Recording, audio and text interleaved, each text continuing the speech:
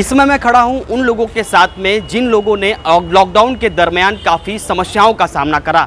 उनके सामने इस समय भुखमरी से लेकर तमाम तरह की अर्थव्यवस्था उनकी बिगड़ती नज़र आ रही है। उन्हें ऐसा लग रहा है अब कि अब ये हालात अगर नहीं सुधरे, सरकार उनकी बात नहीं मानी, तो अब रोजी रोटी का सवाल हो जाएगा। आप देख सकते हैं यहाँ पर कई जगह पर जो बैनर हैं, जो पोस्टर हैं, यहाँ तो मिशन रोजी रोटी का साफ तौर पर बैनर है। इसके अलावा यहाँ लिखा है खाली जेब, भूखा पेट और नंगी आत्मा। इसका शाब्दिक अर्थ समझिएगा आप। ये अब उद्योगपति यानी होटल इंडस्ट्री चलाने वाले लोग अगर रास्ते पे उतरकर भूखे शब्द का प्रयोग कर रहे हैं, नंगी आत्मा शब्द का प्रयोग कर रहे हैं, तो आप समझ सकते हैं कि मामला कितना गंभीर हो गया है। अभी कुछ दिन पहले ही एक होटल इंडस्ट्री का ही व्यक्ति जिसने अपने आप को मौत के हवाले कर दिया था और कारण साफ था, लगातार लॉकडाउन से वो परेशान हो चुका था, जिसकी वजह से वो कर्ज में डूब चुका था। ऐसे हालात पर सरकार फैसला क्यों नहीं कर रही है इनके लिए, ये एक बड़ा सवाल है। इस पर ही हम बातचीत करते हैं होटल इंडस्ट्री के एसोसिएशंस के यहाँ पर लोग जिन्होंने आज इस शांतिपूर्ण प्रदर्शन को एक रूप दिया। उनकी क्या मांग है, किस तरीके से है। हालांकि 10 बजे तक जो दुकानदारों को और होटल इंडस्ट्री को 4 बजे तक का जो मौका मिला है चलाने का, उसी को लेकर काफ़ी आक्रोश है इनके अंदर। आइए हम बात करते हैं कि आक्रोश कहाँ तक जाएगा और ये मामला आगे कहाँ तक रूप धारण करेगा। सबसे पहले एक, आपको लगता है कि इस तरह के प्रोटेस्ट से सरकार आपकी बात सुनेगी? क्योंकि इससे पहले भी आप कर चुके हैं, लगातार आप लोगों का प्रदर्शन, पत्राचार जारी है। क्या मांग है और किस तरह से, क्या आशा है कि सरकार सुन लेगी? देखिए, ये हम लोग एक डेमोक्रेसी में जीते हैं और डेमोक्रेटिक पैटर्न में लोगों की आवाज़ सरकार तक पहुंचाने का यही एक ज़रिया है।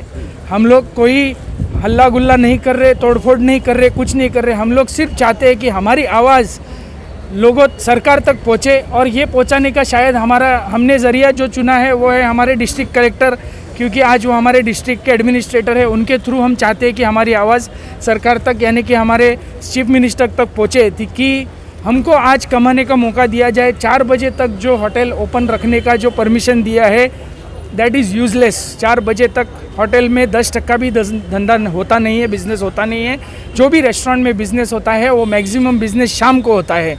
या तो पूरा आप अनलॉक कर दो, सबको अपना अपना बिज़नेस करने का मौका दो, या तो अगर आप टाइमली पैटर्न में दे रहे हो तो रेस्टोरेंट इंडस्ट्री पे को शाम का टाइम दो, जैसे कि आपने बाकी लोगों को सुबह का टाइम दिया हुआ है, which would be make sense, ताकि हमको हमारा बिजनेस करने का मौका मिले। जिस तरीके से अभी का माहौल है और आप लोग लगातार प्रदर्शन और आवाज़ उठा रहे हैं, अगर बात नहीं मानी गई तो क्या करें?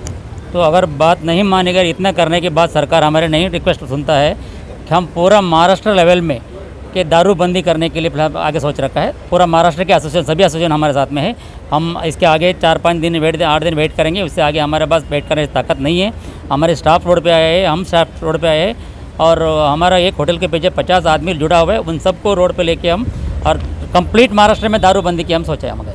आपको क्या लगता है कि जिस तरह के हालात हैं, उन परिस्थितियों पर आज नौबत ये आ गई कि आपको सड़क पे उतरना पड़ रहा है? व्यापारी व्यक्ति अगर सड़क पे उतरता है तो देश की हालत क्या होगी वो आप समझ सकते हैं। तो क्या कहना है इस दुर्दशा पर? देखिए, हमारा यही कहना है कि आज हम लोग कोविड-19 के प्रोटोकॉल सबसे ज़्यादा फॉलो करने वाली रेस्टोरेंट इंडस्ट्री है। अगर आज हमको ही काम नहीं करने दिया जाएगा तो दूसरों का क्या?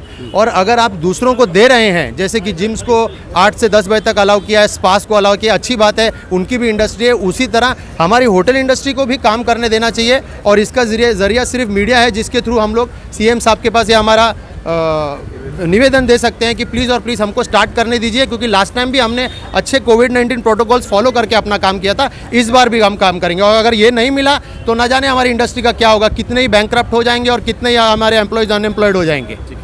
ये थे इनका आक्रोश, और आक्रोश में साफ तौर पर बात है कि अगर सुनवाई नहीं हुई तो इन्होंने साफ तौर पर कहा कि 6-7 दिन के अंतराल के बाद वो सड़क पर उतरेंगे, और उस तरीके से उतरेंगे कि शराबबंदी हो, उसकी मांग को भी प्रचंड करेंगे। अब देखना यह होगा कि इस तरह के प्रोटेस्ट से, इस तरह के आक्रामक रुख से सरकार क्या फैसला लेती है। आज के लिए इतना ही, धन्यवाद।